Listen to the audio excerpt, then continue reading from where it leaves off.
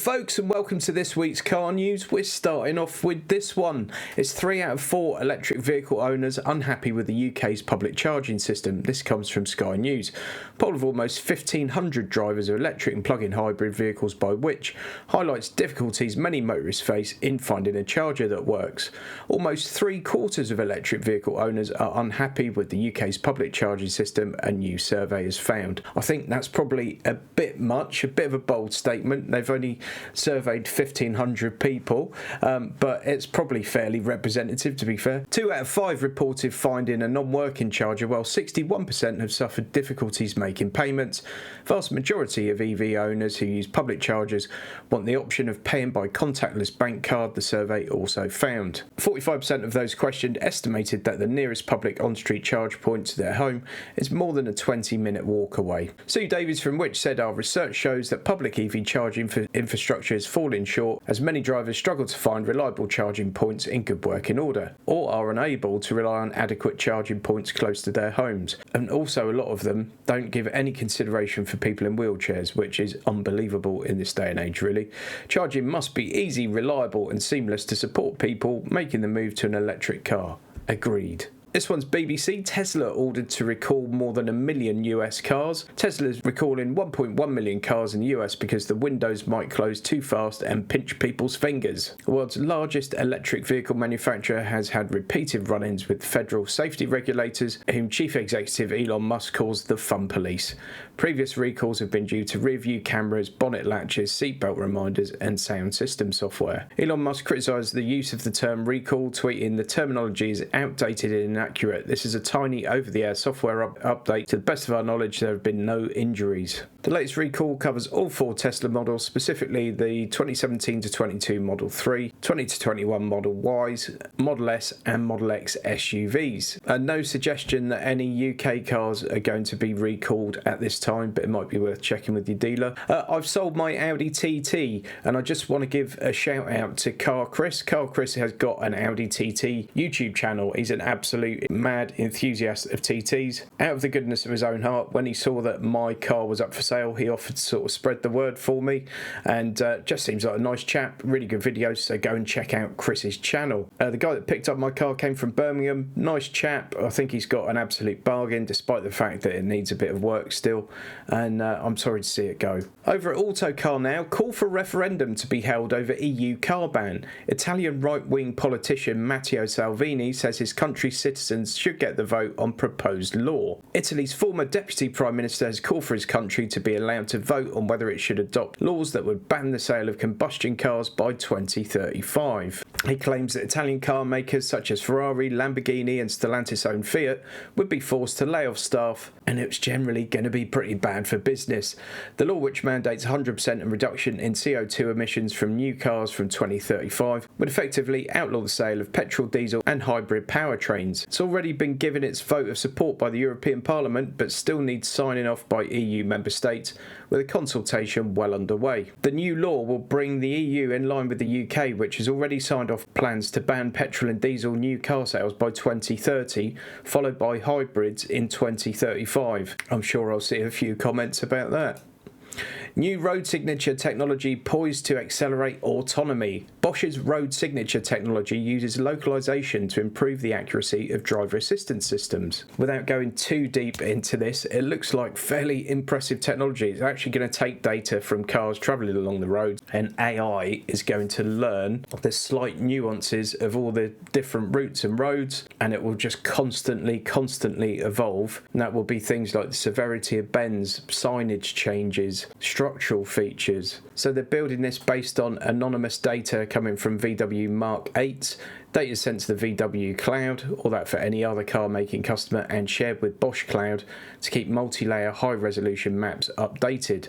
Although Bosch calls this data a digital twin of each physical car's environment, it stresses that only information needed to improve the map layers is sent to the cloud. New Toyota electric saloon targets the Tesla Model 3. Saloon likely to be named BZ3, set for European launch but will debut in China first. There's also been a bit of noise this week about the BZ2, which looks like a CHR replacement, electric CHR replacement. Toyota's going through this massive zero emissions sort of transformation at the moment, where they plan to replace all of their internal combustion engine cars and hybrid cars with zero emission cars in future.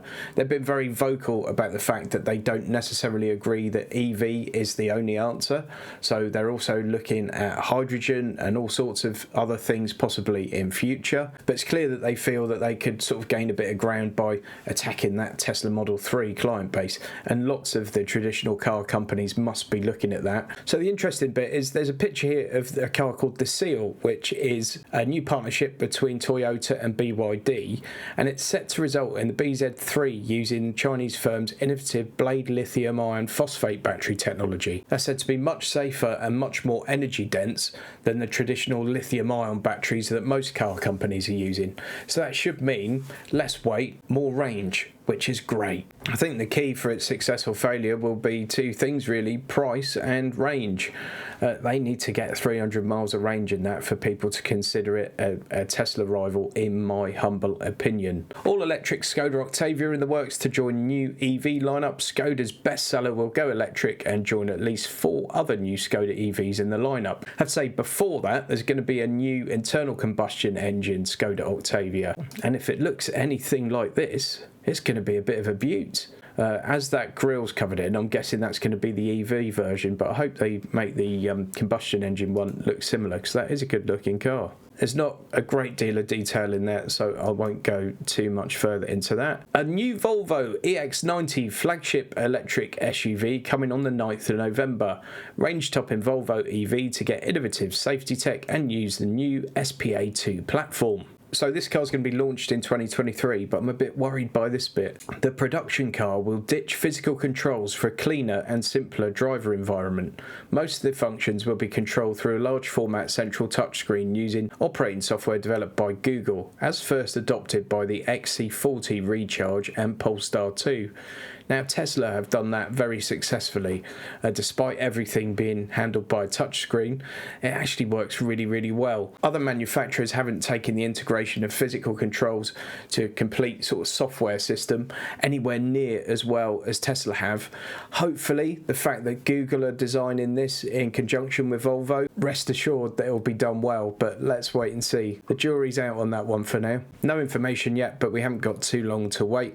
I'm guessing that's going to be $100,000 car, but who knows? Let's wait and see. Bugatti shelves electric SUV to focus on more exclusive cars. Obviously, Bugatti are now sort of part of Rimac. It's Bugatti Rimac. And Rimac produce extremely high-end, extremely exclusive EVs. A new VW concept aims to replace short-haul flights. The GenTravel shows how the company expects travel to advance within the next decade. So have a look at this thing. It's very odd.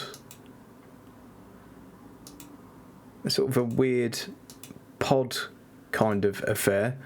We're not far off a Johnny cab here, are we? The company expects any production version to be used mainly as a long-range taxi service rather than being owned by individuals. The GenTravel will be battery-powered with a range of potentially up to 700 miles, based on VW's ambition for it to replace short-haul flights. However, with the current tech, the battery required would make the car very heavy. To combat this, VW says it will use smaller, lighter batteries with potentially less overall range, but adopt the driving method of platooning, where a convoy of fully autonomous cars will travel together in a line to reduce drag and therefore increase range. Although things like this just fill me with sadness. That's not going to be driven by a human, it's going to be driven by a computer. Suddenly you've got loads of sort of airport taxi drivers losing their jobs. Progress never comes without some kind of pain, does it? But come on, folks. Stellantis to build €10 million vehicle manufacturing hub in Turin. Huge investment to establish Mirafiore vehicle remanufacturing hub from 2023 and gearbox production from 2024. The complex, which currently produces the Fiat 500 electric, will become the company's circular economy hub from 2023, taking charge of second-hand vehicle reconditioning, dismantling and parts manufacturing. Now, friend of the channel and coffee member Matteo Locatelli has given me a telling off because I forgot to mention this last week. A car like no other, the new Ferrari Purosangue SUV revealed in full. You can put your fingers in your ears, you can shout la la la and pretend it isn't happening, but Ferrari has finally launched an SUV. What on earth would Enzo say? This is from City AM, by the way. So the USP for this thing is it's old school. Okay, it's going to be a 6.5 litre V12, naturally aspirated, up to 725 horsepower, and 0 to 62 in 3.3 seconds. I really don't think we need a Ferrari SUV, but that is a good looking one, I have to say. I do very much like the look of that. I know it's a bit Marmite, it's had a bit of a battering from some members of the press. The back of the car is accessed through these, what they call welcome doors. The car's got 473 litres of boot space, and it's got 2 sort of wraparound cockpits. It can only seat 4 people. It's going to start around about £340,000 for one of those, so I know I'll be getting my name down for one shortly. New Polestar 3 prices and full specs uncovered. We're on Auto Express now. The upcoming Polestar 3 will arrive in long range and performance trim levels, with both using the same battery. So this is what one looks like. You can see sort of the evolution of design from the Polestar 2. I think it's a very nice looking thing. I'm quite happy with that. I like it. The bad news, it's going to start at a shade under 80 grand. Yep, that's correct. £80,000. So the entry-level long-range version is claimed to reach 380 miles of range, which is fantastic. Dual motor setup, sending 489 brake horsepower and 840 newton meters of torque to the wheels. That's incredible. Long range will go from 0 to 62 in 5 seconds and onto a top speed of 130 miles an hour.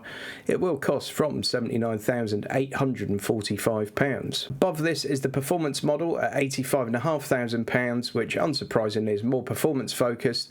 Whilst it uses the same battery, it's got 510 brake horsepower and 910 newton meters of torque, resulting in a 0 to 62 time of 4.7 seconds, but the range drops to 348 miles. This car is going to sit on the new SPA2 platform, which has also been designed to cater for the next Volvo S60 and V60, as well as the larger S90 and V90. Polestar CEO says Polestar 3 is SUVs for the electric age. Our design identity evolves with the high-end luxury EV with a strong individual brand character. With this car, we bring the sport back to the SUV, staying true to our performance roots. There you go. I like it. I don't like that price. The new Xpeng G9 electric SUV arrives with claimed 436 mile range. It's an electric off-roader, it boasts plenty of advanced tech and could potentially go on sale in Europe next year. And this is what one looks like. That immediately makes me think sort of Porsche and Audi all rolled up into one, and that's quite a nice interior. Okay. The Chinese brand Xpeng revealed its new G9 smart SUV, the fourth vehicle in the emerging brand's lineup following the P5 and P7 saloons and the smaller G3i's SUV. The G9 sits on top of Xpeng's range and features plenty of technology that signifies its status as a halo model. So the standard one claimed to get 354 miles on the Chinese testing cycle, which is more optimistic than WLTP regime that we use for European cars. And the long range model claims up to 436 miles of range. Battery capacity stands at 96 kilowatt hour for both powertrain variants, while the G9 uses the firm's 𝑥EEA 3.0 electronic architecture with a powertrain based on an 800 volt system for ultra rapid charging, with charge rates of up to 480 kilowatts supported. That's bananas. As much as 124 miles of range can be added in as little as 5 minutes, with a 10 to 80% charge taken as little as 15 minutes, making it the world's fastest charging SUV, according to the brand. It's also going to have this crazy 5D multimedia system. The setup features a total of 28 speakers with an output of up to 2,250 watts. Well, there's also a new advanced voice activation assistant. It's also got LiDAR for second generation advanced driver assistance system called XNGP with full scenario assistance, whatever that is. That's quite an interesting thing. That's going to set the hares racing, I think, that one. Finally, Top Gear and Williams will drop Nicholas Latifi at the end of the season. Please give this video a thumbs up and please subscribe if you haven't already done so.